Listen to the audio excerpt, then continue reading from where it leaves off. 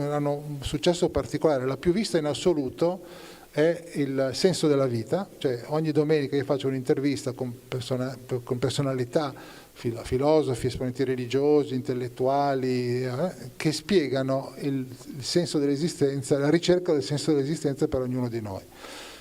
E sta avendo un successo incredibile. L'altro è In Salute, anche qui domande a medici che mettono l'uomo al centro, hanno un approccio olistico e umanistico. Però anziché fare il one man show, appunto, ho chiamato altri colleghi che condividono questa battaglia, che erano allora Giorgio ovviamente della partita, e devo dire che il tono di voce non è il tono di voce tipico da canale online che urla, che punta molto sul sensazionalismo, sulla rabbia, no. Cerchiamo di essere intriganti, cioè interessanti perché non dobbiamo annoiare, di essere originali nella scelta degli argomenti, ma sempre equilibrati e verificando quel che noi andiamo a diffondere. Nella convinzione che oggi ci sia un pubblico sufficientemente numeroso che ha voglia di capire, che dà fiducia a chi ti apre dei nuovi orizzonti, e devo dire che i riscontri, ormai siamo online da 2 mesi e mezzo, quasi 3, abbiamo passato agevolmente le 2 milioni di visualizzazioni in 2 mesi e mezzo, che è tantissimo. Siamo ormai quasi 200.000 ore viste di video, abbiamo superato i 2 milioni di visualizzazioni su Instagram, sono dei reel, e tutto questo senza aver fatto una campagna pubblicitaria. Dunque io ho annunciato le cose, siamo andati online, abbiamo già quasi 30.000 abbonati sul canale YouTube, e per cui è un'esperienza che sta dando soddisfazione. Io ovviamente sono proprietario all'80%, poi ho 2 amici che si sono affiancati, e per cui l'idea è quella di fare buon giornalismo autorevole, intellettualmente onesto, coraggioso, che mira a far maturare al pubblico una convinzione o aprirgli degli orizzonti, anziché rimestare sempre poi quel che diceva Giorgio, l'echo chamber, no? Della Camera. Sta andando molto bene, per cui chi di voi volesse seguirci ci onorerà ovviamente della vostra presenza.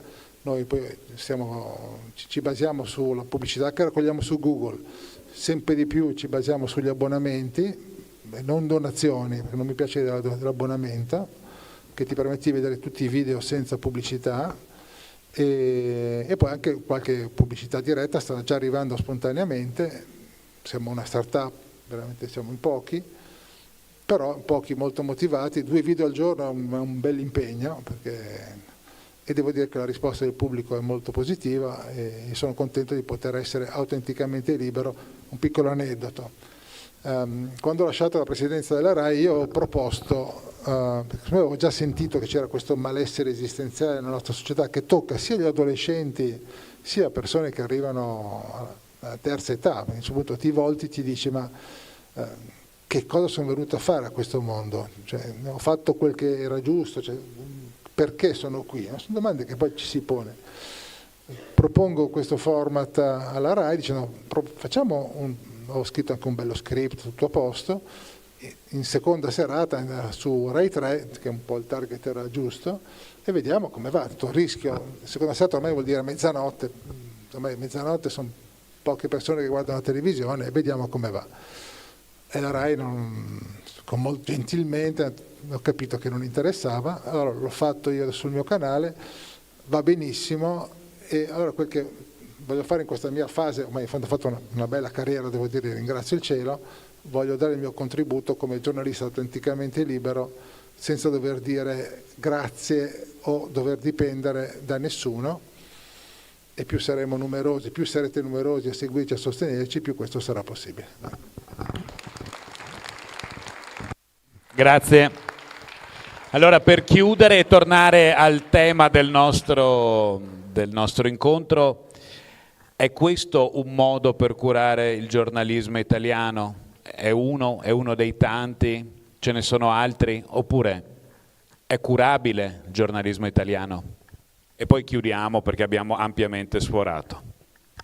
curabile se i medici sono come Marcello e se la cura è questa, cioè il giornalismo indipendente, autenticamente libero, bellissime parole, difficili da declinare, se qualcuno ci riesce è bravissimo e va seguito, anche perché noi siamo bombardati H24 dalle notizie, sembra un paradosso, nel periodo della nostra epoca in cui appunto siamo bombardati H24 dalle notizie, in realtà facciamo fatica a informarci, perché come per le diete migliori dovremmo avere un menù, no, vario, non avariato, in grado di dare la possibilità a tutti quanti di vedere il proprio orizzonte, di vedere delle notizie e di approfondirle nel modo giusto.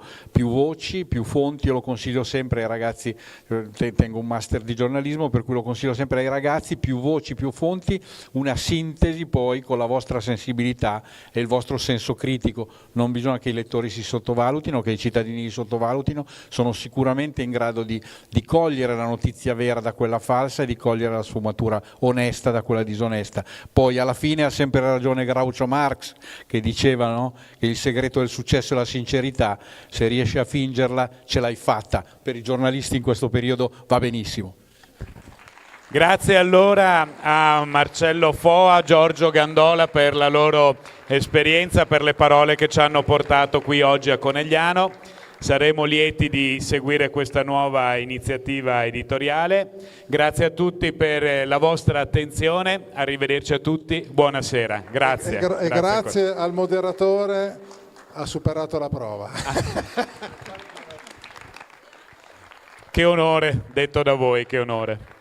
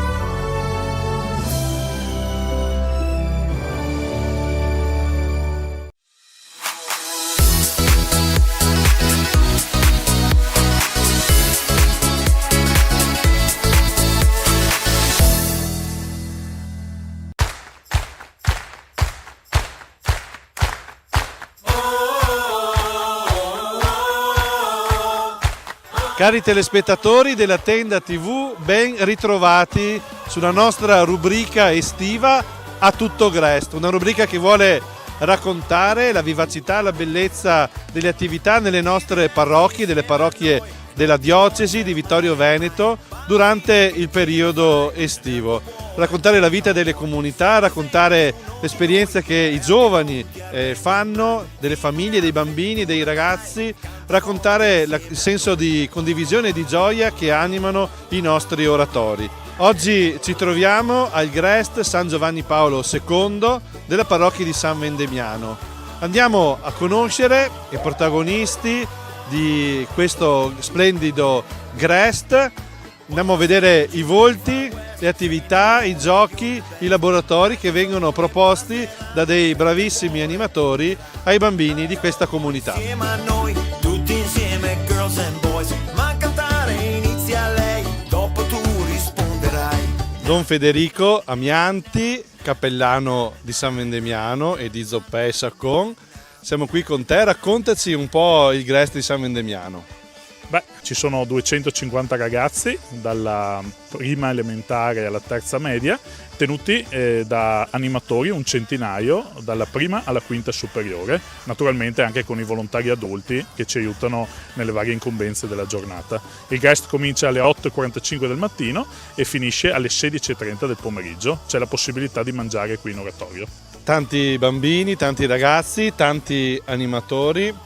Com'è la preparazione a questo Grest?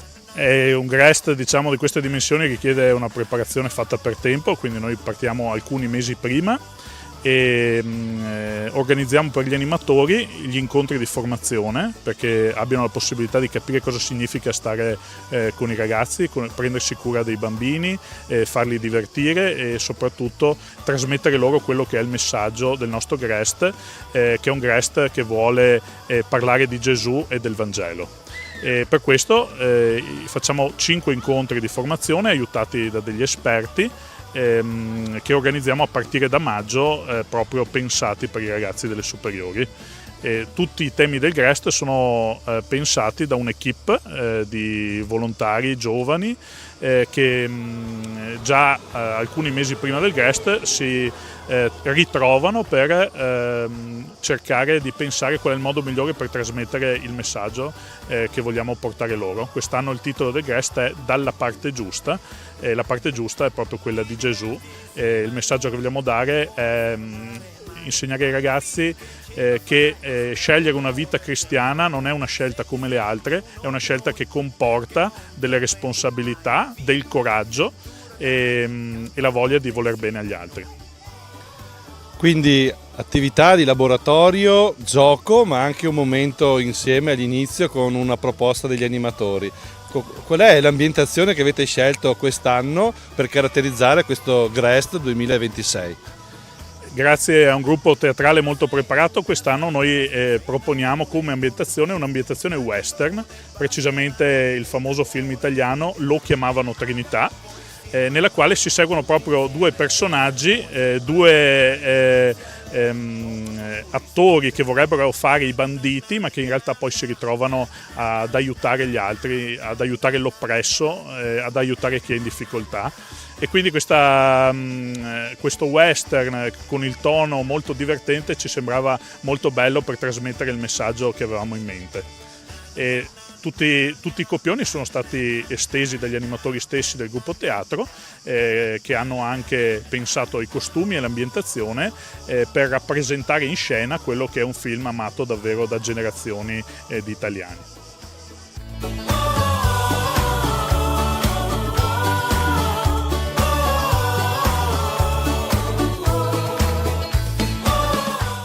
Siamo qui con Gabriele. Gabriele, come sta andando il Grest qui a San Vendemiano? Sta andando molto bene.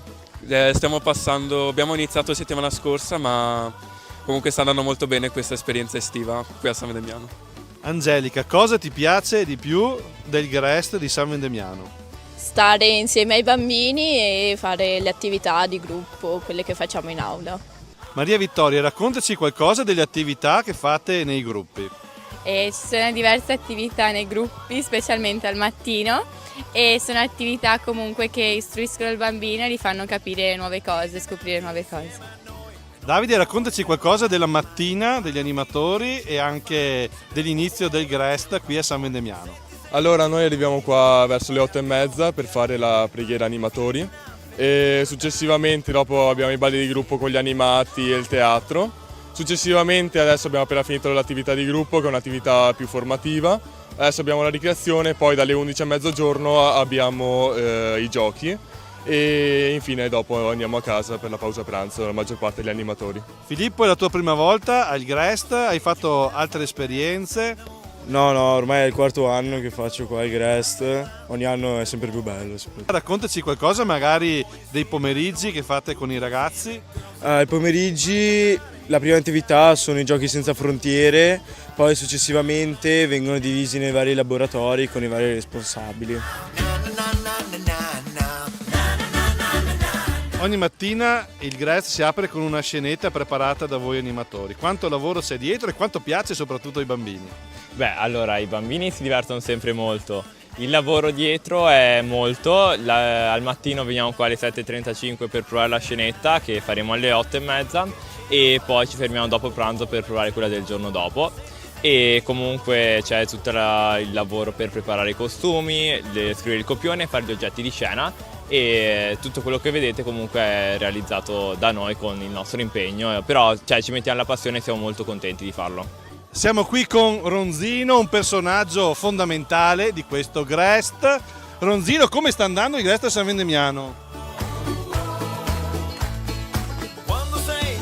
Che discorso lungo. Sta dicendo che sta andando benissimo, che si sta divertendo, che ti danno tante carote, hai detto anche, e che i bambini sono come sono. I bambini non ho capito? Ah, sono stupendi e meravigliosi. Allora direi che dobbiamo fare un applauso al nostro Ronzino.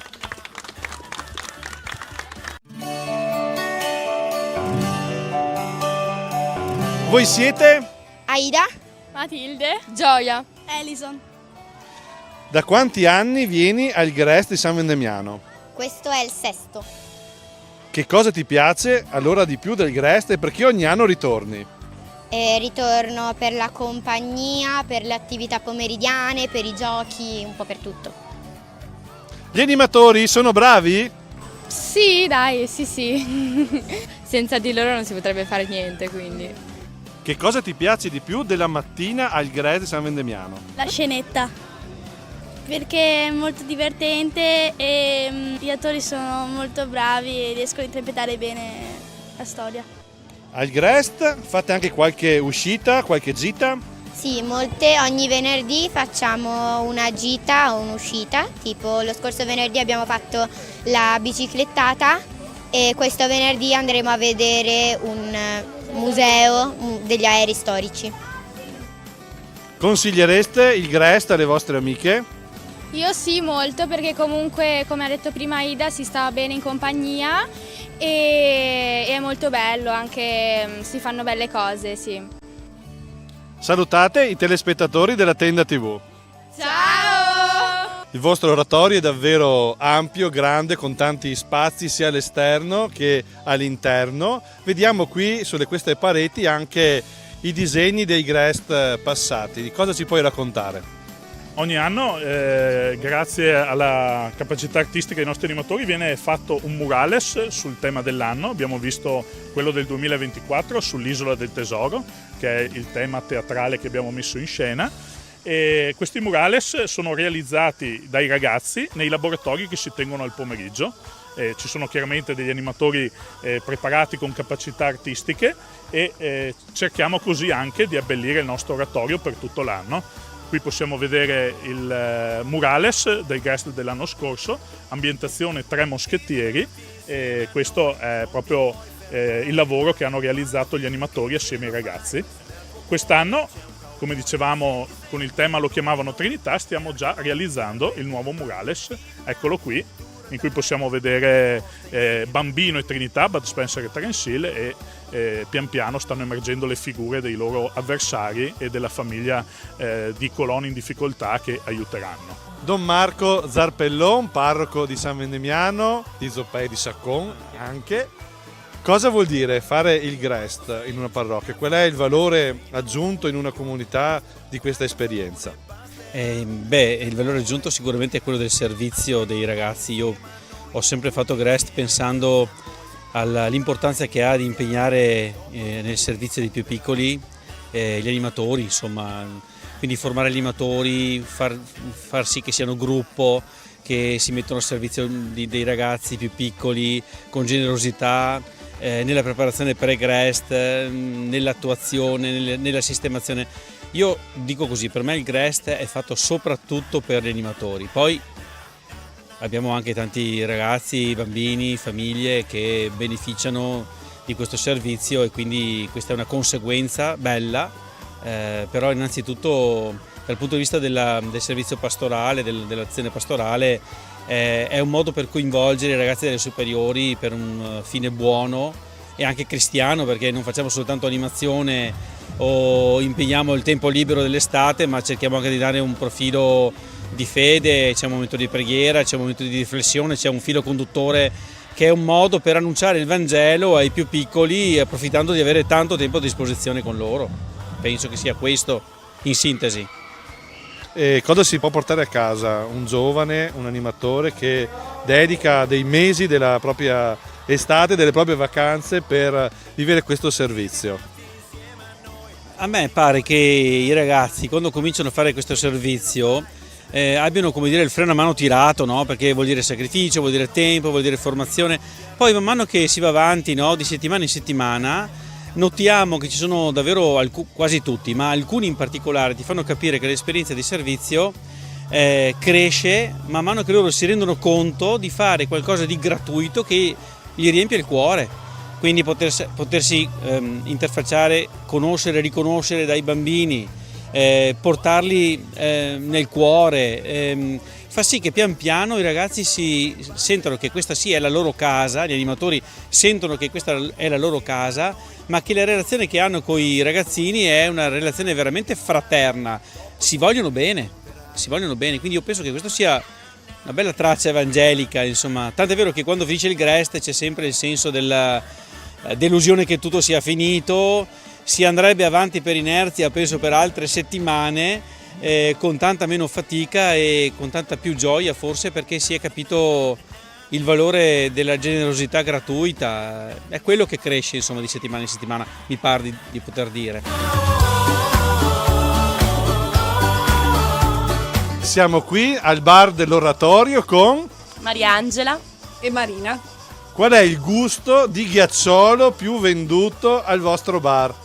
Il limone. Cosa vuol dire mettersi a disposizione della parrocchia in questo servizio per i ragazzi e per gli animatori? Mi fa piacere aiutare, visto che comunque i miei figli vengono qui al GREST, e poter anche io dare una mano, visto che la parrocchia dà questa grande opportunità per trascorrere l'estate in un modo sereno e anche sano, con dei bei valori ai nostri ragazzi. Voi vi chiamate? Santiago. Ines. Che cosa vi piace di più del GREST? Stare in compagnia con gli amici e giocare a calcetto. Mi piace la scenetta e mi piacciono i laboratori al pomeriggio. C'è un laboratorio che ti piace in particolare? Mi piace il laboratorio di traforo. Tagliamo il legno per fare delle forme. Siamo in chiusura di questa puntata di A Tutto GREST dall'Oratorio di San Vendemiano con Don Federico. Don Federico, l'esperienza del GREST cosa lascia ai ragazzi, cosa lascia agli animatori, alle famiglie e anche alla vostra comunità di San Vendemiano?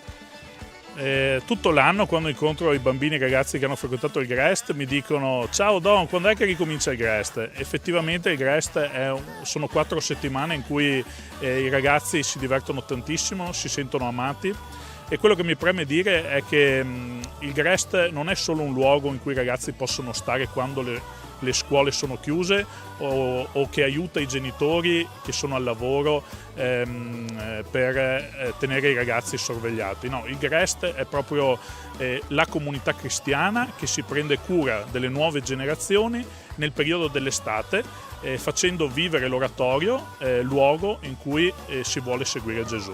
E questo è quello che proviamo a fare qui nel GREST di San Vendemiano e per questo voglio davvero ringraziare tutti i volontari che ci aiutano a portare avanti questa iniziativa della nostra comunità.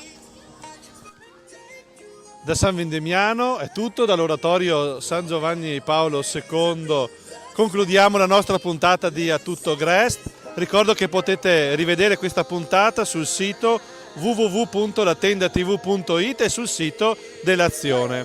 Un caro saluto a tutti.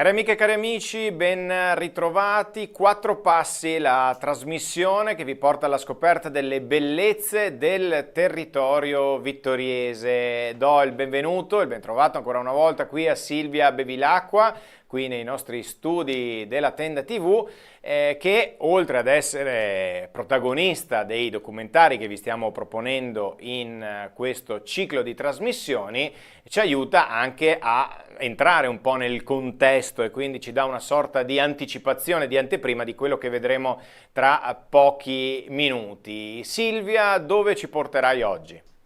Oggi andiamo alla Madonna della Tosse, è un luogo vittoriese che più o meno tutti affermano di conoscere, ma che in realtà pochi sanno poi raggiungere in autonomia. Siamo nel contesto intorno alla Pieve di Sant'Andrea, in un luogo di pace e di serenità immerso nel verde. Questa chiesetta, che nella forma attuale risale al 1924, un'oasi di pace che paradossalmente si trova a pochi passi dall'uscita sud del traforo di Sant'Augusta, quindi sembra impossibile avere questo spazio davvero di serenità e di silenzio a ridosso di un punto stradale così importante per la città. Ecco, molti magari nel corso delle passeggiate, delle loro passeggiate qui sul nostro territorio, ci saranno passati davanti oppure ci saranno passati vicino, però magari pochi sono effettivamente entrati all'interno di questa piccola chiesetta, e quindi tu ci porterai proprio dentro la chiesa. E certo, questi video ci portano dentro la chiesa, innanzitutto a scoprire la sua storia e a scoprire le opere d'arte che in esse si conservano. Entro subito nel merito delle opere d'arte perché abbiamo tre elementi. Il primo è la cosiddetta Madonna della Tosse, quindi un piccolo dipinto, olio su tavola, di cui non sappiamo riconoscere l'autore, non abbiamo notizie, molto scuro proprio dal nero fumo delle candele. E questo nero fumo è proprio il segno delle antiche devozioni.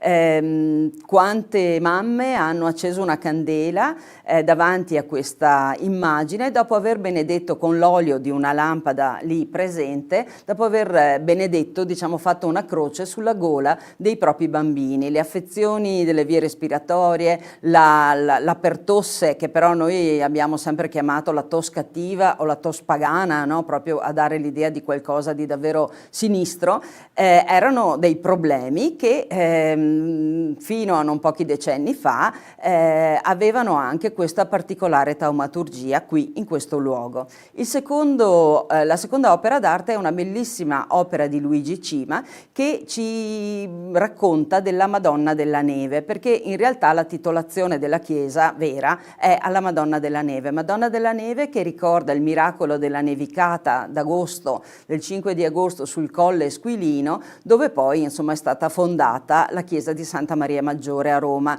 Noi la conosciamo adesso anche perché è il luogo scelto da Papa Francesco per la propria sepoltura. Il terzo elemento sono due pannelli contemporanei, fatti 2 anni fa, da Anna Maria Trevisan, che raccontano della devozione, di quella devozione che fino agli anni 40 c'era in questa chiesa. È molto importante questo perché in un progetto di riqualificazione, di pulizia, di sistemazione del tetto, si è pensato anche di introdurre un'opera di arte del nostro tempo, di arte contemporanea, di una pittrice vicentina ma molto presente nel nostro territorio, perché in fondo quello che manca a volte è proprio nell'arte sacra l'agire con opere del nostro tempo. È giusto restaurare, ma è anche giusto lasciare un segno contemporaneo. Certamente, quindi questo quello che vi racconteremo tra poco, ma l'abbiamo fatto anche nelle scorse puntate. A noi piace vedere quello che c'è attorno, quindi in che contesto si inserisce in questo caso la chiesetta della Madonna della Tosse. Quindi dopo andremo a vedere anche altri luoghi a noi molto familiari, soprattutto mi rivolgo ai telespettatori di Vittorio Veneto, ma magari altri luoghi altrettanto interessanti per chi ci guarda da fuori.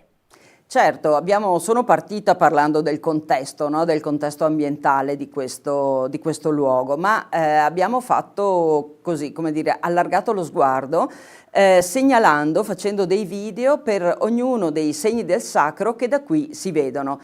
Innanzitutto ovviamente il santuario di Sant'Augusta e poi anche la Madonna della Salute, che sono accomunati, questi due siti molto frequentati del nostro territorio che hanno antichissime devozioni ma ancora vive, dal fatto che entrambi sono stati trasformati, diciamo, in occasione della peste del 1630, la peste manzoniana, quando Venezia fa un voto importante e promette e realizzerà la chiesa della Madonna della Salute, chiede a tutte le città a lei sottomessa, quindi anche a Ceneda e a Serravalle, di fare dei voti, di fare di prendersi degli impegni in questo senso, e Serravalle sceglierà di ricostruire di fatto il santuario di Sant'Augusta e di creare la salita, mentre Ceneda sistemerà l'antico romitorio dedicato a San Colombano per farne proprio la Madonna della Salute. E in più abbiamo valorizzato anche una chiesetta sconosciuta spesso, che è la chiesa dedicata a San Mamante, che si trova in cima, potremmo dire, all'anfiteatro di Rindola, a metà tra la cima del Pizzocche e la zona di Sant'Andrea, dove si venera questo santo africano molto antico, una piccola chiesetta immersa in un contesto straordinario. L'ultima tappa che vi cito, ma in realtà è la prima che troverete nei video, è ovviamente anche la Pieve di Sant'Andrea, e lì non c'è una narrazione completa della chiesa di Sant'Andrea, ma siamo andati ad individuare quali sono i santi taumaturghi, quindi che si sommano, no, alla Madonna della Tosse, presenti raffigurati in opere pittoriche nella Pieve di Sant'Andrea, proprio per comporre questo sorta di pantheon di santi taumaturghi che erano davvero importanti nel nostro passato. Ecco, quindi tanta carne al fuoco, come avete avuto modo di sentire e come vedremo tra pochissimo. Anche in questo caso, grazie a chi è stato possibile realizzare questi video? Ecco, squadra che vince non si cambia, e quindi l'architetto Susanna Maset, che ha curato per la parrocchia di Sant'Andrea tutto il progetto PNRR, e che sappiamo sono cose molto complesse, Emanuele Aruggio, che ha curato il restauro di alcune parti che ne necessitavano e poi della pala d'altare. Citerei anche appunto Anna Maria Trevisan, che ha realizzato le 2 opere moderne, Federico Campodall'Orto, che sempre al di là della macchina da presa per cercare di gestire al meglio queste occasioni di conoscenza, e la ditta Bags for Dream, che ha questa tecnologia che ci permette, inquadrando una cartina, di far partire questi video e di concentrare la nostra attenzione sui diversi aspetti. E ovviamente ringraziamo e salutiamo anche la parrocchia, ovviamente, come in questo caso anche nelle altre occasioni. Direi che è giunto il momento di proporre ai nostri telespettatori il documentario che ci porta alla scoperta, o meglio a fare 4 passi alla Madonna della Tosse in quel di Sant'Andrea a Vittorio Veneto.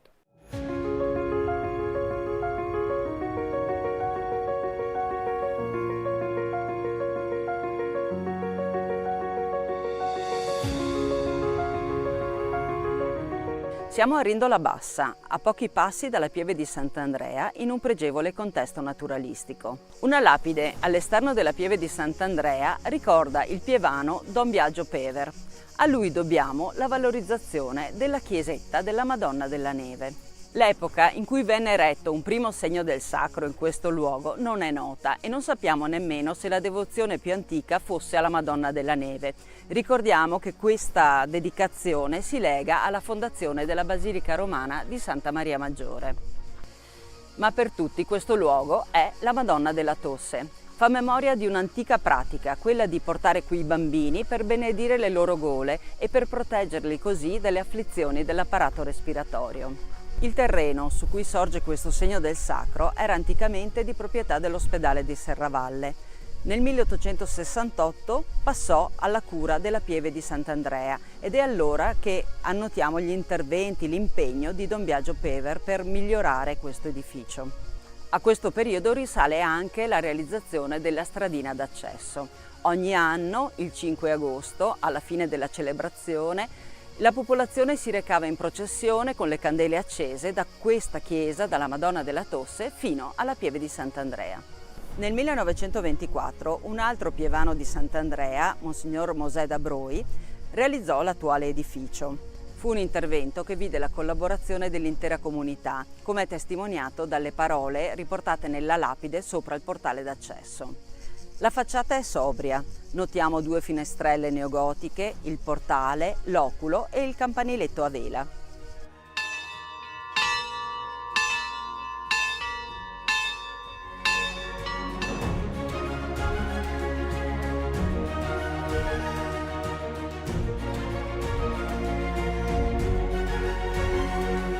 All'interno ammiriamo l'immagine taumaturgica, la pala d'altare di Luigi Cima con la Madonna della Neve e 2 recenti opere di Anna Maria Trevisan. Tra il 2014 e il 2024 si sono susseguiti 2 interventi di restauro. Il primo si è concentrato sul soffitto, sui paramenti esterni, consolidandoli e proteggendoli. Grande cura è stata posta per ripristinare l'altare maggiore e la pala di Luigi Cima. L'intervento successivo si è concentrato sul tetto, sulle finiture esterne, soprattutto sul portale in pietra e sul ripristino e valorizzazione degli ex voto. Ma è l'intero contesto che ancora profuma di antichità ad essere stato recuperato. Una sosta alla Madonna della Tosse, sia per devozione o per un semplice momento di riposo, deve essere per tutti un attimo di serenità.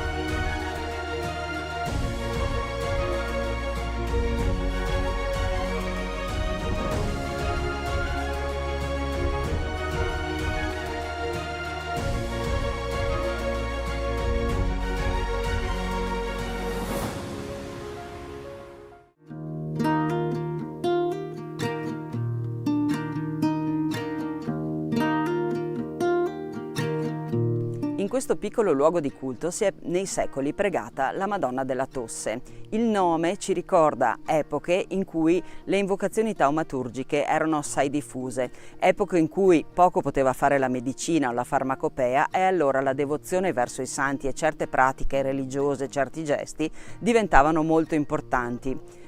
In particolare qui si invocava la Madonna della Tosse per proteggere i bambini soprattutto dalle afflizioni dell'apparato respiratorio. Pericolosa e contagiosa era in particolare la pertosse, che veniva chiamata tos cattiva o tos pagana, proprio per ricordarne la pericolosità e che oggi è stata debellata.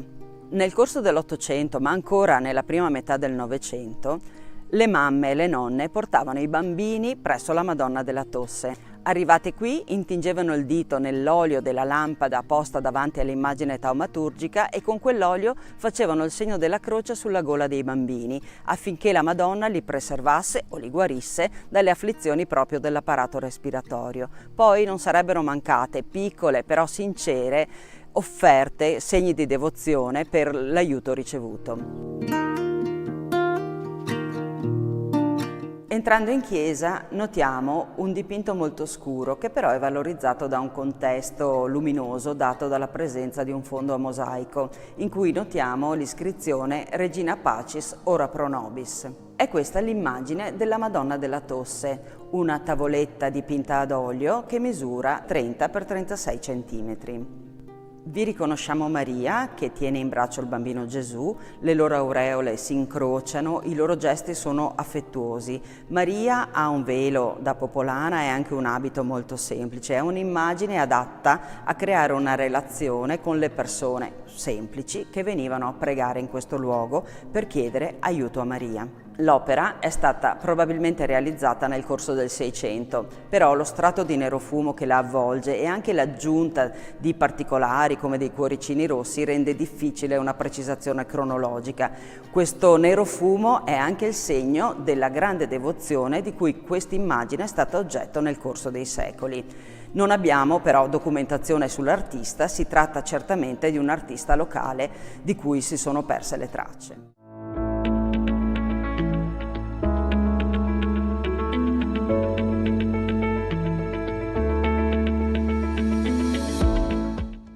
Nel 1924 il pievano di Sant'Andrea di Bigonzo, Don Mosè da Broi, fa costruire la chiesa della Beata Vergine della Neve sul luogo di un antico capitello. Serve una bella pala per l'altare, un dipinto che celebri la titolare di questo venerato edificio sacro.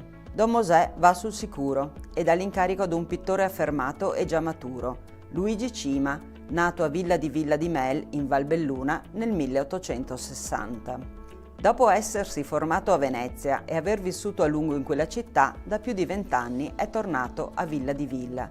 Non ha perso però la sua verve creativa.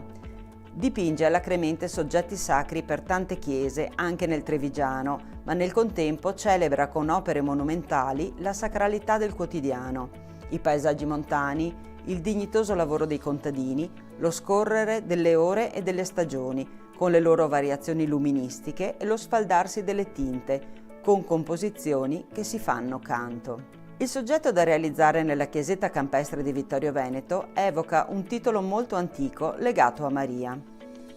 La tradizione vuole che a Roma, ai tempi di Papa Liberio, tra il 352 e il 366, ci fosse un patrizio romano di nome Giovanni. Insieme alla moglie desiderava destinare le proprie ricchezze alla costruzione di una chiesa dedicata alla Vergine. Nella notte tra il 4 e il 5 agosto ai due coniugi e al pontefice capitò di fare lo stesso sogno.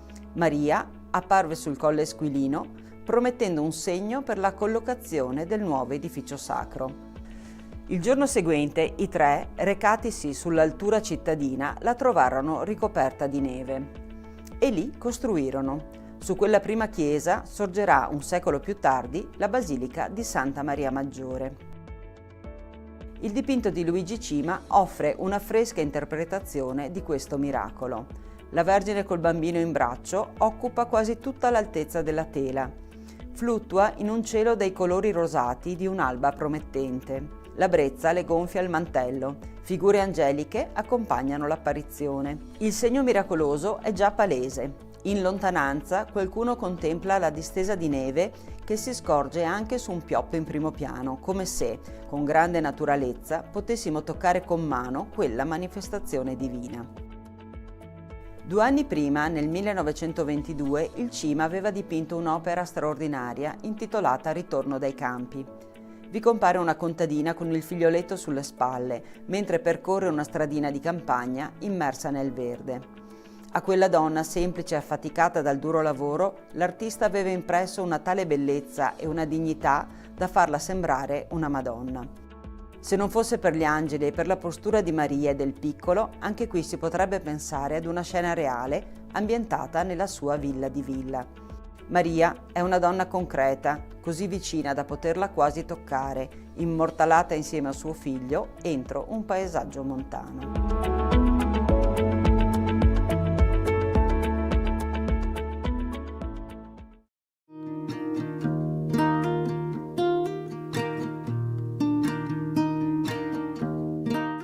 Nel mese di luglio del 2024, a conclusione dei lavori di restauro, nella chiesetta della Madonna della Tosse sono state collocate 2 nuove opere pittoriche appositamente concepite per questo luogo. Si tratta di 2 pannelli ad affresco inseriti entro le nicchie centinate della parete destra. Il contesto agreste su cui sorge l'edificio sacro, l'essenzialità spaziale e cromatica degli interni, l'atmosfera intima e raccolta ne hanno suggerito i caratteri. Il dittico è infatti realizzato in continuità con le finiture parietali e, seppur diviso, si legge come un'unica opera. Raffigura un gruppo di popolane raccolte in preghiera con i loro figlioletti nei pressi della chiesetta. Stanno per affidare la salute dei piccoli alla Madonna. Le ristorano le alberature del sagrato, mentre fasci di luce scendono dal cielo, una promessa di cura e di protezione. La chiesa è titolata alla Beata Vergine della Neve, ma per tutti è la Madonna della Tosse. Qui si praticava la benedizione della gola ai bambini per proteggerli dalle afflizioni dell'apparato respiratorio. L'artista stessa ci dice che in queste immagini si coglie la tenerezza di tanti momenti di apprensione materna nei confronti del bambino ammalato, per il quale si chiede la guarigione. Sono gesti dettati da quel senso di religiosità popolare, di devozione semplice ma autentica che suscita empatia. Le figure evocano gli anni 40 del Novecento, un passato non così remoto, quando l'affidamento quotidiano alla Madonna si manifestava attraverso la preghiera personale, quella comunitaria e le processioni. Tocchi veloci e sicuri di terra di siena bruciata, stesi a pennellessa, fanno sembrare i dipinti una sinopia, dando un'idea di purezza al colore e di essenzialità alla narrazione. ecco la pittura di Anna Maria Trevisan, pittrice di Colonia Veneta, che ha studiato a Venezia con gli spazialisti Edmondo Bacci, Armando Pizzinato e Gino Morandis. Capace ritrattista, ha lavorato per il cinema e la scenografia. Dal 1996 si occupa di arte sacra con importanti risultati. Si pensi soltanto al suo intervento nel 2010 presso la Basilica di Santa Maria degli Angeli e dei Martiri in Roma, dove ha realizzato i Misteri della Luce. Nella diocesi di Vittorio Veneto sono presenti sue opere su tela o ad affresco nelle chiese di Sant'Antonio Tortal, San Fior, Farra di Soligo, Lago di Rivinelago e Oderzo. Il dittico della Madonna della Tosse esprime al meglio la sua poetica. Anna Maria Trevisan privilegia il messaggio essenziale piuttosto che la narrazione, l'atteggiamento dei personaggi e il loro mondo interiore piuttosto che il contesto. La sua è una pittura che opera per sottrazione, rinuncia alla descrizione, ricercando piuttosto la verità del momento rappresentato.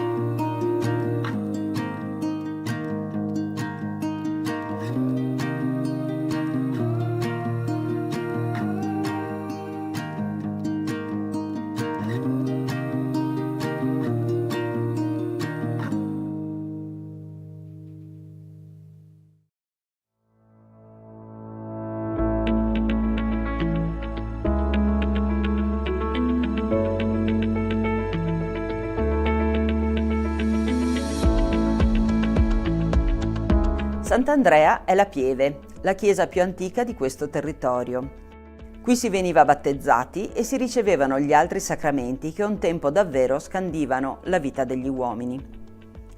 L'attuale edificio risale alla fine del 400, ma esiste la lapide che documenta la solenne consacrazione di quello precedente, nel 1303.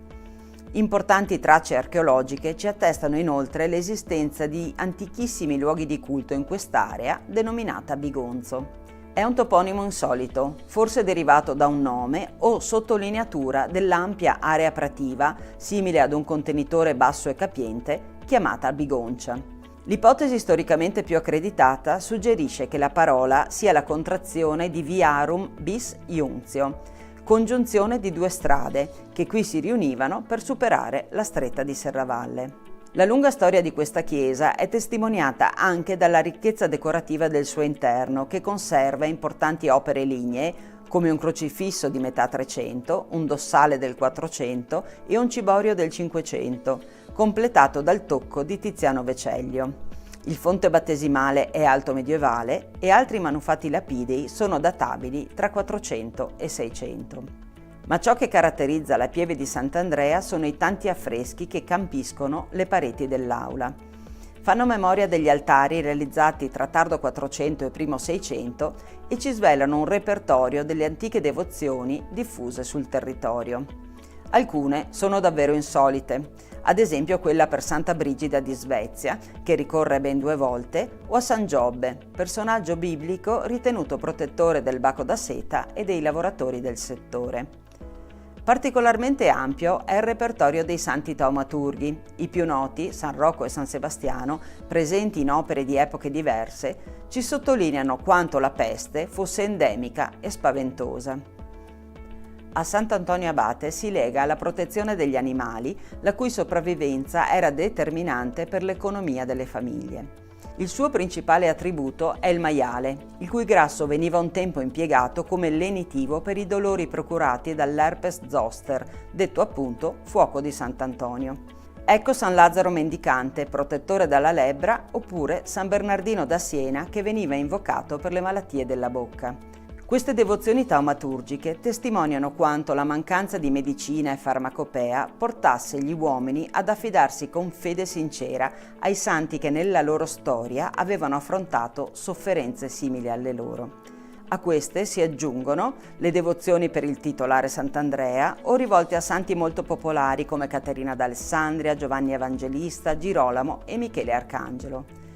Quest'ultimo rivestiva un ruolo del tutto speciale. Se era una pratica diffusa affidarsi ai santi guaritori in caso di malattia, era altrettanto importante garantirsi una buona morte rivolgendosi proprio a lui, a Michele Arcangelo.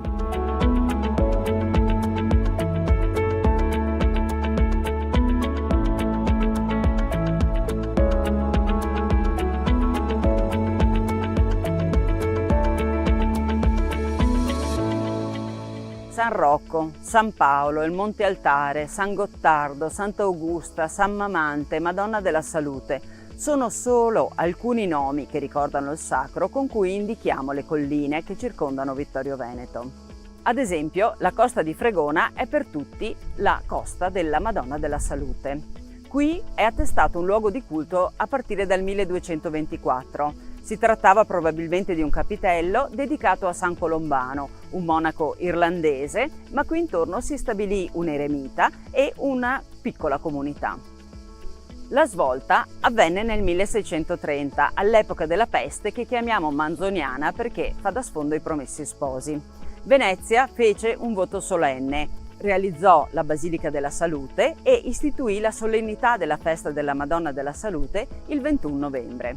Ma tutte le comunità del Veneto furono chiamate ad impegnarsi in tal senso. La diocesi di Ceneda rispose proclamando San Rocco copatrono della diocesi insieme a San Tiziano, San Rocco le cui spoglie sono conservate a Venezia, e Serravalle rispose invece costruendo, modificando, trasformando profondamente il santuario di Sant'Augusta e creando il percorso per ascendervi. Ma nel 1640 Ceneda sostituì anche il capitello di San Colombano per costruire una piccola chiesa dedicata proprio alla Madonna della Salute qui sulla costa di Fregona.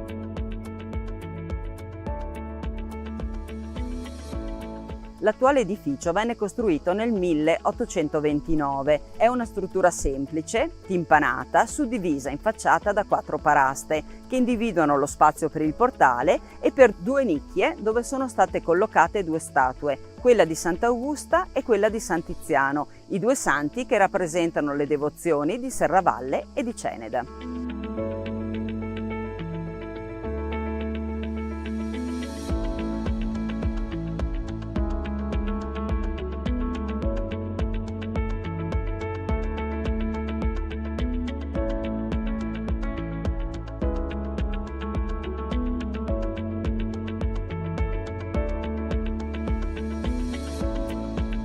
Gli ex voto, la statua caricata di rosari, la cura che si respira in questo luogo e la partecipazione sentita che si registra ogni 21 novembre ci parlano della devozione che ancora circonda questo santuario.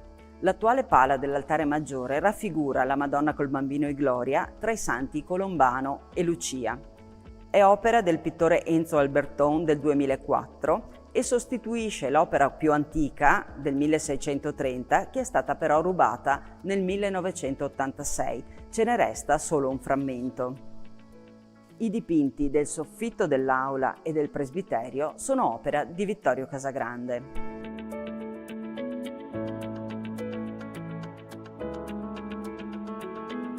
In controfacciata è presente un dipinto ottocentesco. Vi sono raffigurati 2 committenti, Don Giovanni Palatini e Giovanni Zanon. Furono gli artefici della costruzione ottocentesca del santuario.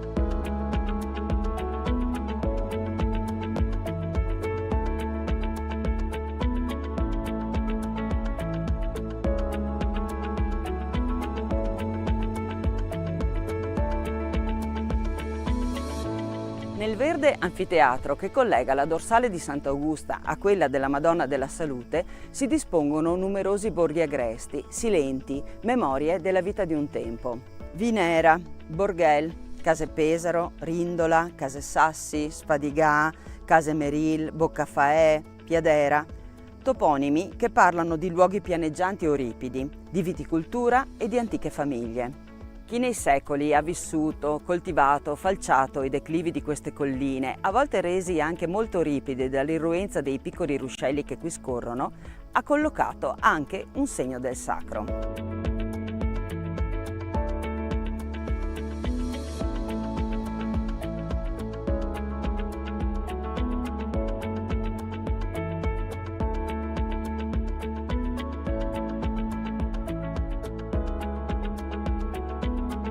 Seguendo la linea dei piloni realizzati per trasportare il calcare dalla sommità del Pizzoc alla piazza di Sant'Andrea, incontriamo la piccola chiesa di San Mamante immersa in un boschetto.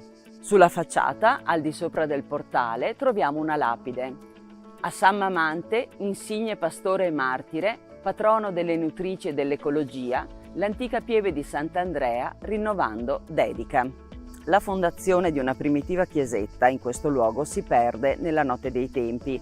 Probabilmente si trovava poco più a monte dell'attuale. Venne qui ricostruita nel 1673 per volontà degli abitanti di questa zona, in questa posizione ritenuta più comoda per la partecipazione alle funzioni religiose. Mamante è un martire dei primi secoli del cristianesimo, nato a Cesarea, nel cuore della Turchia, un'area dove si erano sviluppate fin da subito le chiese cristiane. Mamante era un pastorello che morì a 16 anni e per questo è assimilabile anche alla figura di Sant'Augusta.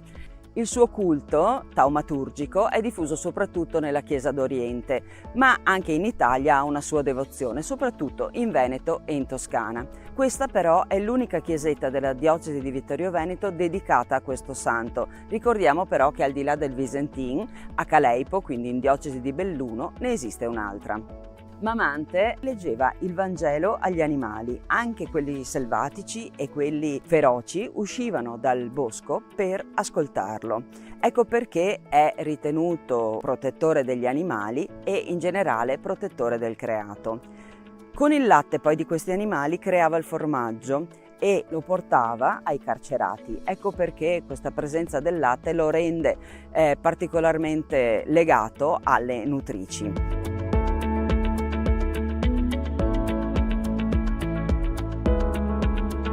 Entrando nella piccola aula unica con presbiterio quadrangolare, osserviamo innanzitutto le pietre del pavimento. Sono quelle antiche della pieve di Sant'Andrea e circondano la tomba dei parroci. Le pareti accolgono un intervento pittorico del 1974 eseguito dal poliedrico artista locale Luigi Cillo. Riconosciamo fiori, animali, una Madonna col bambino, Adamo ed Eva, Giobbe, San Giovanni Battista, Cristo nel deserto e Cristo risorto. Sono leggeri segni grafici che campiscono le pareti con irregolarità, fluttuano e ci astraggono dalla realtà. Sulla parete di fondo del presbiterio un crocifisso dai toni molto più saturi che sembra uscire quasi da un ceppo di legno. La sua collocazione lo mette al centro della creazione e anche della quotidianità degli uomini.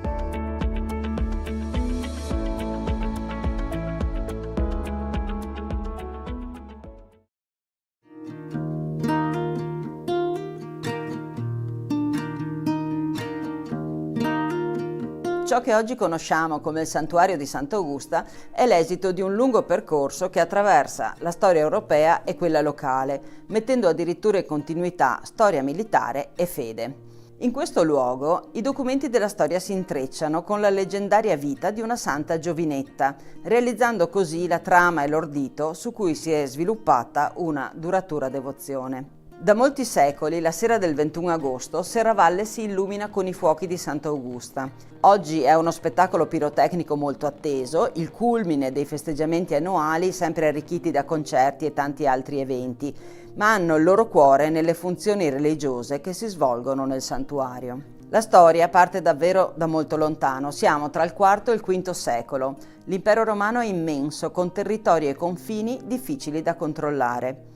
Ci si affida allora anche a capi militari non romani che con i loro armati consentono un qualche controllo del territorio. Su questa balza del Monte Marcantone si stabilì uno di questi re goti, Matrucco. Augusta è sua figlia e vive nella fortificazione che qui sorgeva e di cui ancora si individuano delle strutture. Matrucco è pagano, Augusta diverrà invece cristiana. Una differenza sostanziale, specchio dei tempi, da cui prende forma sia la scelta di Augusta di dedicarsi a Dio, sia le drammatiche fasi del suo martirio, ordinato dal suo stesso padre. Augusta viene martirizzata nel 425 ed è una giovane di 15 anni. Il padre, pentito del suo gesto estremo, diviene il primo devoto. Fa costruire una piccola chiesa e vi depone il corpo della figlia. Poi la grande storia va avanti e di Madrucco e di Augusta si perde la memoria storica. Nel 1450 la comunità civile e quella religiosa di Serravalle decidono di sistemare i ruderi del castello e l'antica chiesa. È in questo momento che si ritrova il corpo di Sant'Augusta. Da allora la devozione è ininterrotta. Viene innanzitutto costruita una nuova chiesa, la si affresca e vi si collocano l'altare e l'arca di Sant'Augusta. Alla metà del Seicento risale invece l'intervento che trasforma quella chiesa quattrocentesca nell'attuale santuario. Sono gli anni della grande pestilenza narrata anche nei Promessi Sposi e Serravalle decide di costruire un nuovo santuario, vero e proprio ex voto per lo scampato pericolo. L'ampliamento si organizza a partire dall'idea di una rotazione di 90 gradi rispetto alle strutture esistenti, così che l'antico presbiterio è oggi la cappella laterale. Legata a questa trasformazione architettonica vi è anche la realizzazione nel 1642 del percorso che collega il centro di Serravalle e il santuario, intervallato da cappelle che ricordano le 7 chiese di Roma. Pochi anni dopo verrà realizzato il dossale del Ghirlanduzzi e la pala d'altare, opera di Francesco Mateazzi. Alla fine dell'Ottocento risalgono gli ultimi importanti interventi, come la realizzazione dell'altare della Santa, la decorazione degli interni e il portico laterale. Salire a Sant'Augusta è ancora oggi una modalità assai diffusa. Si sale per fede, religiosità o per una salutare passeggiata, immersi nella storia e nella bellezza del creato.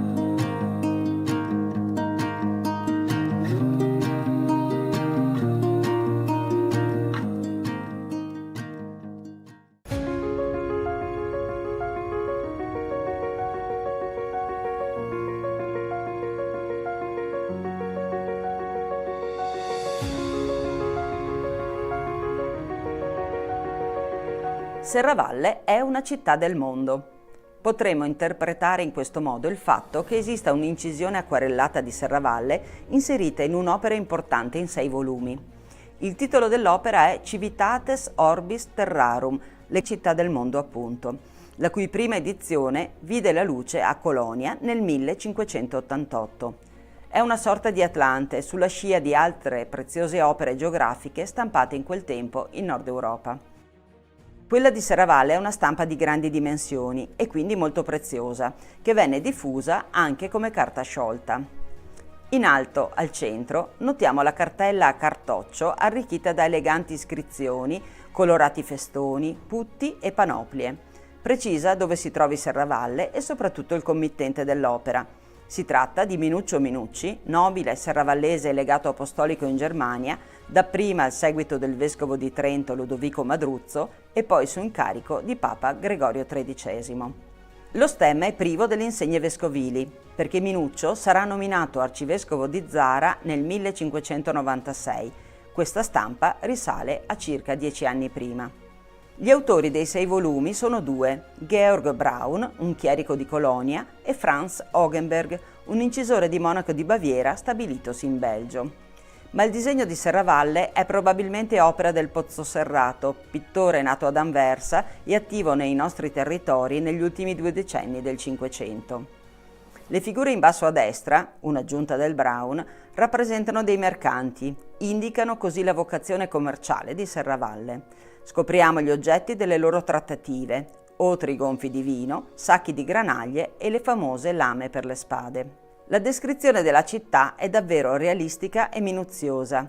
Vediamo le mura, i 3 borghi, superiore, inferiore e Calcada, i monasteri di Santa Giustina, San Giovanni Battista, poi Sant'Augusta, il Castrum e la chiesa di Serravalle, le attuali vie Martiri della Libertà, già allora caratterizzata dai portici, e Piazza Flaminio, l'unica lastricata perché adatta al commercio. Ma il dettaglio è tale che possiamo individuare i giardini all'italiana sul retro di palazzi o monasteri, come quello di San Girolamo, distinguendogli dagli spazi prativi e dai regolari frutteti che allora erano culture assai presenti. Ecco la pieve di Sant'Andrea nel suo originario contesto e poco lontano un'area agricola con case isolate e piccoli borghi. È Rindola Bassa e oggi qui c'è la Madonna della Tosse. Dopo più di 400 anni da questa immagine di Serravalle, il contesto campestre si è qui miracolosamente conservato.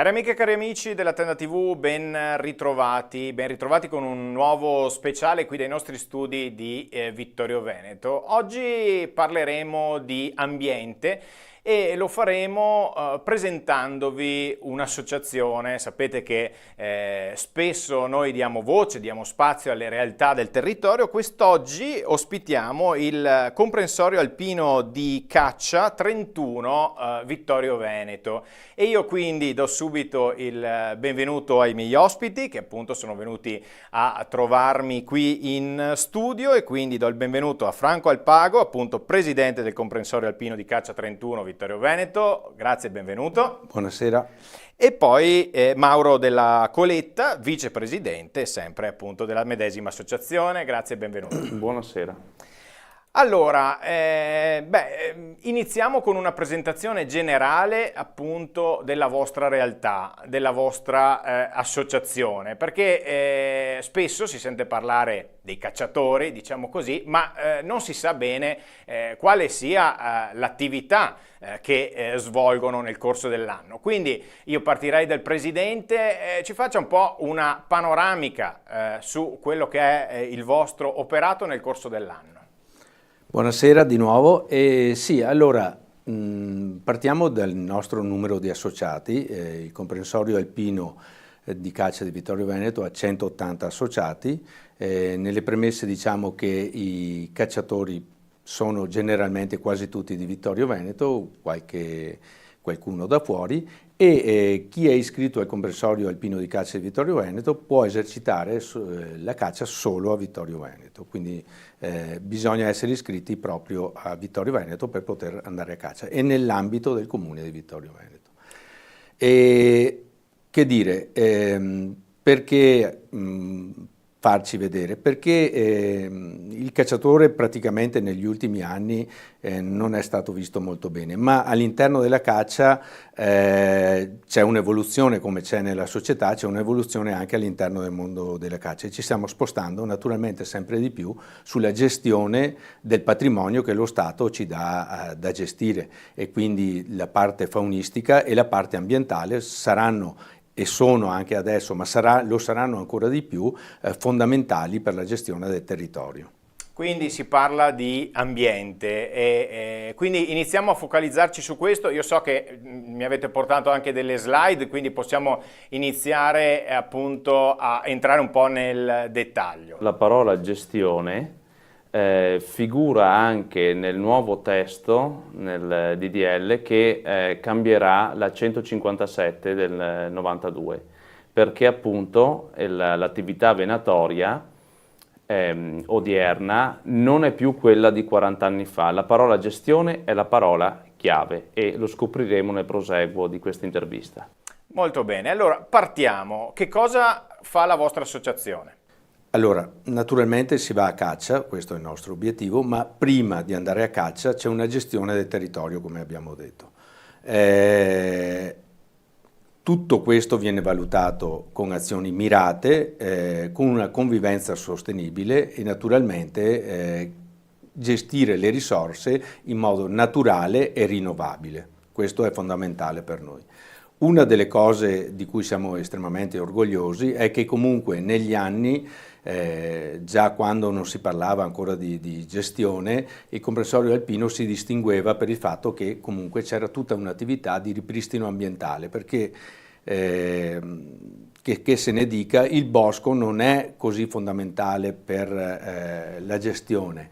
Ci servono anche le praterie alpine, perché le praterie alpine, fra l'altro create dall'uomo nel corso dei secoli, lasciate abbandonate dalla pastorizia, creano degli scompensi e non vanno bene. Quindi noi cerchiamo di mantenere queste risorse, perché sono delle vere e proprie risorse di biodiversità, e quindi ogni anno noi siamo impegnati in una serie di ripristini ambientali. Per dire, l'anno scorso abbiamo fatto circa 400 ore, 350 ore di ripristini ambientali, sono stati coinvolti 53 soci, che non sono veramente tantissimi rispetto ai 180, ma che però pian pianino stanno stanno crescendo perché si prende consapevolezza di questa cosa, della gestione ambientale. Ci concentriamo naturalmente su due zone, una è la zona di alta montagna del Visentin e una sono messa in sicurezza e la gestione di alcuni sentieri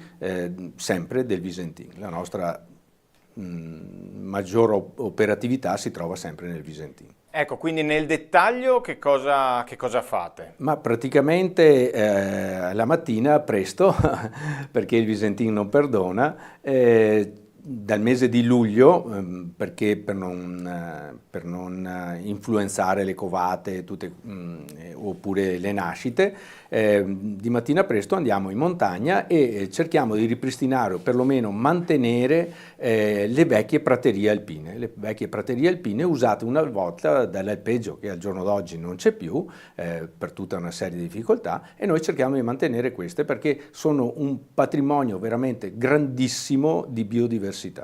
Sì, cerchiamo appunto anche di contenere l'avanzamento del bosco, perché il bosco appunto fagocita le praterie e lì ci sono le risorse trofiche necessarie ai diversi tipi di selvatici, che si parli di ungulati o di avifauna, per poter insediarsi bene sul territorio e costituire appunto un ricco patrimonio. Se noi ricordiamo cosa era Vittorio Veneto 60, 70, 80 anni fa, all'epoca di mio nonno quindi, e di mio padre piccolino, ecco, era un ambiente molto curato perché ciascuno aveva un'attività privata di pastorizia, si falciava l'erba in modo non meccanizzato e c'erano tantissime specie di avifauna insediate nel territorio, e non solo quella, anche lepri e tutta la selvaggina in generale, perché appunto l'ambiente era curato. È la distruzione dell'habitat che ha fatto sì che alcuni animali si estinguessero, perché non hanno trovato più un ambiente favorevole. Certo, e poi c'è anche tutta la questione, immagino, della pulizia anche del territorio, giusto? Giustissimo. E quindi questo è un altro aspetto, insomma, che va tenuto in considerazione. Parallelamente a questo fate delle serate informative. Certo, come abbiamo detto prima, il cacciatore sta cambiando come sta cambiando la società, e quindi queste ci servono per creare i nuovi gestori, chiamo io, cacciatori gestori, perché è fondamentale quindi sapere di cinofilia, sapere di biologia e di formazione sui vari tipi di ungulati o sui tetraonidi che noi riusciamo a gestire. È fondamentale, insomma, questo è sicuramente fondamentale, quindi 3-4 serate all'anno vengono fatte assolutamente anche per crescere appunto come mentalità. Sì, l'argomento appunto è la gestione faunistica. Noi prendiamo lezioni da tecnici faunistici, quindi persone competenti, anche da biologi, che conoscono gli animali e il territorio. Certamente. Un altro aspetto è quello del monitoraggio della situazione, no? E quindi in che cosa consiste? So che fate dei veri e propri censimenti. Esatto, allora la parola chiave proprio è monitoraggio, nel senso che come noi siamo sul territorio per i ripristini ambientali, noi abbiamo anche una serie di specie da monitorare e capire se stanno bene o se stanno male, e quindi puntualmente ogni primavera sulle direttive dell'ISPRA oppure anche in estate, in tarda estate, sempre su direttive ISPRA, sempre accompagnati dalla Polizia Provinciale, Polizia Venatoria Provinciale, ci adoperiamo per i censimenti. Quindi noi abbiamo una grossissima fortuna di avere 4 specie di ungulati che sono il camoscio, pochi lo sanno ma a Vittorio Veneto ci sono i camosci, abbiamo i mufloni, abbiamo il cervo e abbiamo il capriolo. Dal punto di vista dell'avifauna abbiamo 2 fiori dell'occhiello che sono la cotornice e il gallo forcello, in più abbiamo qualche sporadico avvistamento del francolino di monte e anche qualche gallo cedrone. Abbiamo anche un quinto ungulato che è il cinghiale, che però è sottoposto ad attività di controllo, quindi non viene censito, ma ne parleremo dopo con la PSA. Esatto. E quindi entriamo un attimo nel dettaglio, abbiamo citato diversi animali, partiamo dal camoscio, questi alcuni dati. Questi sono i dati, come vedete, a parte il numero di soci che viene coinvolto, bisogna stare 2 giorni sul territorio, l'area è quella del Monte Pizzoc, perché i camosci stanno sull'area del Monte Pizzoc, ma quello che magari non tutti sanno è che non basta contare i camosci, ma devono essere divisi, ma tutti gli ungulati divisi per classi di età e sesso, e quindi bisogna avere una certa dimestichezza nel poterli valutare. Naturalmente, se non si è sicuri, si mette un indeterminato, però tutto questo è fatto grazie a quei corsi che abbiamo fatto, che vengono fatti, e grazie all'aiuto naturalmente di Polizia Provinciale e Venatoria. Quindi il camoscio, tornando un attimo sui numeri, è in buonissima salute a Vittorio Veneto, siamo intorno alla 70 di unità, per quello che riusciamo a vedere. Naturalmente queste sono sempre stime un po' a ribasso, ma comunque proprio per l'orografia che ha il Pizzoc, a cui non è semplice arrivare, insomma, ecco. Passiamo al capriolo. Capriolo, al contrario del camoscio, occupa tutto il territorio di Vittorio Veneto. Lo troviamo dal Fadalto fino al confine con Conegliano, anche in pianura, e questo occupa parecchi soci. Sono 2 giornate anche questo, 21-22 marzo, quindi ancora i cacciatori una volta sul territorio. Sono 110 soci che fanno il censimento del capriolo. Per poter gestire tutto quanto abbiamo diviso in 11 zone, e quindi ognuno ha la propria competenza e la propria zona, proprio per evitare i doppi conteggi e queste cose qui. Comunque il capriolo gode di ottimissima salute a Vittorio Veneto. Ripeto, partiamo dal confine con Belluno fino a Conegliano, lo possiamo trovare in qualsiasi luogo. Mi sia concesso di dire che in fondo con la slide precedente c'era scritto in crescita. Questo significa che le popolazioni di ungulati, ma anche di altra selvaggina, crescono nel momento in cui vengono gestite. Dove non si gestisce si rischia di perdere il patrimonio. La gestione è fondamentale. Molto bene, andiamo avanti, passiamo ai cervi.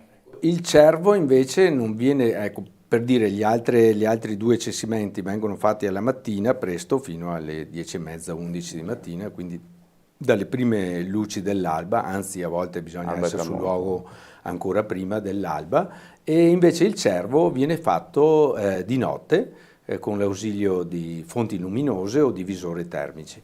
Anche qui stessa cosa, 3 serate, quindi 3 sere sul territorio per controllare come sta la popolazione del cervo. I soci operatori coinvolti sono 38 in questo caso, anche il cervo gode di super ottima salute a Vittorio Veneto. Anche qui, come per tutto il resto, come per il capriolo, per il camoscio, divisione per sesso e classe di età. Quindi anche questo ha bisogno di un corso specifico per riuscire a catalogare le varie tipologie appunto di età. Passiamo al muflone. Muflone è specie alloctona, è arrivata quasi, è stata rilasciata nel 96 appunto nelle Alpi. Ponte delle Alpi. Lì non ha trovato il suo ambiente, e qui torniamo sempre al solito discorso che sì, si può fare rilasciare qualsiasi cosa, ma se non si trova nel suo ambiente gli animali si spostano. Ha trovato il modo di crescere invece a Vittorio Veneto. Sono stati coinvolti 22 soci divisi in 4 aree di censimento, altre 2 giornate ancora sul territorio, e invece il muflone si sposta praticamente dal confine con Belluno nella parte del Vesentin fino a Forcella Zoppei, e in questa zona qui, e fa un po' avanti e indietro con la provincia di Belluno. Anche questa qui la nostra è una bellissima popolazione, e anche questa stabile, insomma. Diciamo nell'area sopra il Lago Morto, per capirci, grosso modo. Procediamo. Questo è un fiore all'occhiello per il comprensorio alpino, e sono la coturnice e il gallo forcello. Ribadisco che queste sono 2 specie e queste 2 specie sono oggetto di gestione, poi comunque abbiamo anche altre 2 specie che monitoriamo e i cui dati passiamo sempre all'ufficio caccia di provincia di Treviso, anzi di Regione Veneto, e sono la coturnice e il gallo forcello per quello che riguarda le specie in gestione. Qui veramente ci si impegna molto perché il piano di gestione della coturnice e del gallo forcello prevede tutta una serie di operazioni da fare. Quindi un primo censimento fatto di 3 giornate in primavera, e qui ci sono le alzatacce incredibili perché un'ora prima che sorga il sole bisogna essere già sul luogo, e quindi non vi dico le alzatacce, per cui è molto difficile. E in primavera cosa si fa? Si ascoltano i maschi che cantano, i maschi riproduttori si ascoltano, e in base a questi dati, non è che noi li gestiamo ma li rileviamo, vengono spediti direttamente prima in ufficio caccia e poi di seguito, ma anche per tutto il resto, viene spedito a ISPRA, e che elaborerà poi i piani di gestione. Le aree, questa è area praticamente quasi totalitaria del Visentin, qualcosina c'è in Pizzoc, però la maggior parte sono in area del Visentin. Non bastasse, perché il piano di gestione della coturnice prevede anche appunto obbligatori ripristini ambientali per queste specie, ma poi a fine estate, ad agosto, tarda estate, ci sono altri 3 censimenti, quindi noi saremo impegnati per 6 sedute nel Visentin più tutte le altre, quindi capite che noi siamo parecchio sul territorio, no? Quindi abbiamo un po' il polso della cosa, e quindi altre 3 giornate con i cani per contare i giovani nati. Ecco, proseguiamo ancora e poi, anzi, fermiamoci un secondo. Immagino che i nostri telespettatori siano stupiti da tutto quello che ci state raccontando, perché, diciamo, lo stereotipo del cacciatore è il cacciatore va, prende la preda e la porta a casa. Invece qui ci state raccontando veramente un mondo, mi si permetta di dire, che visto da fuori nulla ha a che vedere con la caccia. Sbaglio? No, effettivamente, cioè, quando si dice caccia si pensa al passato e non c'è niente da fare, però la mentalità, ripeto, è cambiata e deve cambiare ancora, quindi è una crescita continua anche per noi questo cambio di mentalità. Non può non essere così, voglio dire, lo Stato ci dà un patrimonio che noi dobbiamo essere in grado di gestire, se no vuol dire che quello che stiamo facendo non va bene, cioè non c'è tornaconto neanche per noi, cioè, io ci credo che noi possiamo gestire tranquillamente le cose. Fatto sta che, insomma, dati noi ne abbiamo a volontà su questa cosa. È molto riduttivo pensare alla caccia come il semplice abbattimento di un animale. Non è questo, anche se fa parte dell'azione della narrazione anche. Della caccia. Assolutamente. Ma ai fini della conservazione di un patrimonio che è di tutti, serve tutto un apparato di gestione che qui abbiamo elencato parzialmente in maniera anche discorsiva, veloce e comprensibile a tutti, che permette appunto la conservazione e anche l'implemento della stessa selvaggina sul territorio. Se non facciamo queste azioni, la natura da sé non si regola, perché c'è già un'incidenza dell'uomo sulla natura. L'impatto dell'attività venatoria sull'ambiente è bassissimo, è dello 0,66% rispetto a altre percentuali molto più ponderanti che derivano da variazioni di habitat create da agricoltura intensiva, disturbo umano, fonti di energia alternative quali paleoliche, possiamo citarne tanti piani di cementificazione, eccetera, eccetera, sottrazione del territorio, incuria del territorio. Ecco. Andiamo avanti con il racconto, perché cosa mancava?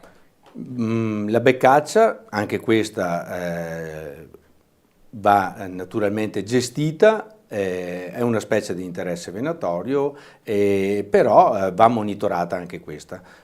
Ci sono in primavera praticamente al rientro dalle zone di svernamento, ci adoperiamo per alcune giornate, qui varia molto dalla disponibilità delle persone e tutto quanto, però insomma 4-5 giornate ci sono anche per la beccaccia di monitoraggio, cioè controlliamo il rientro dai siti di svernamento della beccaccia, e questi dati vengono anche questi inviati a Ufficio Caccia a Treviso, che poi li invierà a ISPRA, che potrà quindi vedere lo stato di salute della specie oggetto di gestione. Sulla beccaccia c'è anche un'altra attività parallela, che è quella della raccolta delle ali quando vengono abbattute, e dallo studio delle ali si comprende anche lo stato della popolazione, quindi se ci sono più giovani, più adulti, e questo è fondamentale, determinante per garantire insomma la conservazione della specie, per capire il suo status.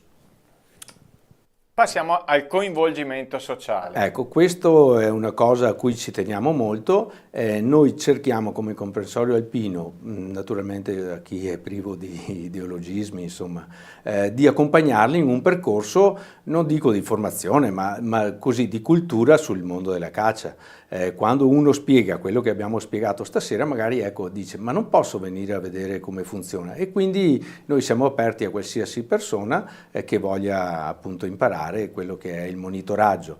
Come vedete può essere il giovanissimo di 18 anni, come ragazze, persone adulte, alle quali spieghiamo cosa facciamo e cosa non facciamo. Una cosa che siamo sicuri di dire è che, per esempio, la caccia è qualcosa di multigenerazionale, no? Se io parlo con il ragazzo di 18 anni o parlo con l'anziano di 75-80 anni, delle emozioni che si hanno quando si va a fare un monitoraggio o anche quando si fa un'azione di caccia, ecco, le emozioni sono praticamente le stesse. Andiamo avanti e parliamo della lepre. Esatto, sulla lepre abbiamo fatto un bellissimo lavoro, possiamo migliorare ancora. Tutto nasce da quando siamo riusciti ad avere un minimo di censimento, questa volta per nostra sfortuna, degli investimenti che ci sono sulle strade. Abbiamo trovato delle aree dove praticamente ci sono più investimenti da parte delle macchine, e quindi in quelle zone abbiamo istituito delle ZRC, che sono delle zone ripopolamento cattura.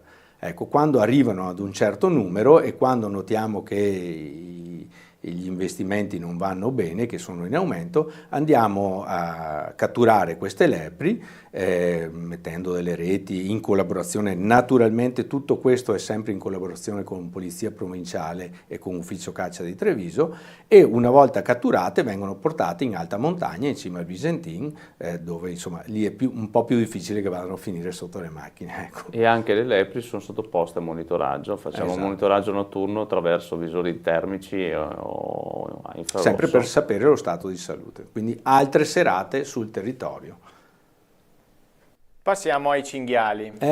Questa è la nota naturalmente dolente, non quanto perché il cinghiale sia un cinghiale e quindi così, che provoca anche qualche danno, al contrario magari degli altri ungulati, ma il cinghiale purtroppo è sottoposto a una malattia virale che si chiama PSA, peste suina africana, e allora la Regione Veneto ci ha detto di prelevare più cinghiali possibili, perché la densità del cinghiale fa sì che ci sia una veloce propagazione della peste suina africana. Noi ce l'abbiamo a circa 80 km dal Veneto. La forte preoccupazione è che entri in Veneto, perché è vero che non è assolutamente letale per l'uomo, però è letale per gli allevamenti suinicoli, quindi la filiera verrebbe completamente compromessa se uno trova il cinghiale, appunto se la PSA entra con i cinghiali,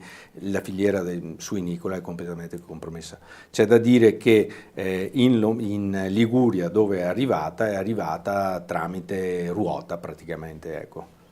Si vuole aggiungere una cosa: nel momento in cui la contaminazione della peste suina raggiunge gli allevamenti sunicoli, succede che nel diametro di 41 km tutti i possessori di allevamenti sunicoli subiscono, diciamo, la macellazione di tutti i loro suini. Questo comporta un grave danno al comparto sunicolo e anche a tutti gli altri comparti economici annessi, quindi i venditori di mangimi, eccetera. Ma il danno è calcolato ad 1,5 punti del PIL, quindi non è una cosa su cui scherzare tanto. Esatto. E il cinghiale è il principale veicolo di trasmissione di questa malattia, per cui si cerca di ridurne il più possibile la densità perché avvengano questi contatti. Teniamo presente che in Germania qualche anno fa hanno perfino delimitato dei percorsi obbligatori nei boschi e è stato costruito un doppio muro, una doppia recinzione a confine con le regioni più a nord d'Europa. Ecco, Sì, con gli stati, scusate, più a nord Europa. Ecco, noi com'è che siamo attivi? Siamo attivi con delle postazioni fisse durante la notte, perché il cinghiale viene prelevato di notte. Non è caccia, attenzione, è controllo. Non è caccia, è controllo. Soggiace a delle, come dire, a una legislazione a parte rispetto alla 157. Esatto, e quindi noi abbiamo una serie di altane, mi sembra siano 29, 35, grazie, sul territorio, e in più abbiamo appunto alcune postazioni mobili di quando gli agricoltori ci chiamano perché hanno subito dei danni da cinghiale. E voi infatti fate supporto anche alle attività agricole. Sì, sicuramente. Quando... Una piccola cosa, prima di proseguire, oltre a noi c'è anche la Polizia Provinciale, cioè noi siamo di supporto anche alla Polizia Provinciale per il contrasto della peste suina africana. Certo, quando un agricoltore subisce dei danni, insomma, per quello che ci è possibile noi riusciamo a dare una mano. Dobbiamo sempre e comunque passare per le autorizzazioni da parte di Polizia Provinciale. Poi saranno loro ad autorizzarci. Prevenzione incidenti.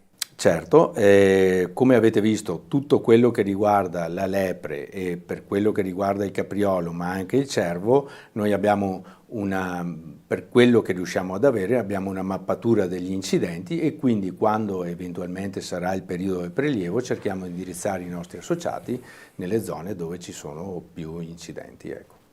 Questo sì. Sottoposte al controllo, poi abbiamo visto la slide precedente che è scivolata via, ci sono anche altre specie, quali quella dei corvidi, volpi, colomba livia, che è il colombo di città, e la nutria, perché questi animali opportunisti arrecano dei danni differenti sia all'agricoltura sia alle altre specie animali. Quindi per avere una conservazione omogenea ed equilibrata appunto del territorio e della biodiversità bisogna intervenire con delle attività di cose che mirate. pochi sanno. Per ogni singola di queste specie bisogna avere un'abilitazione a parte. Sì, certo.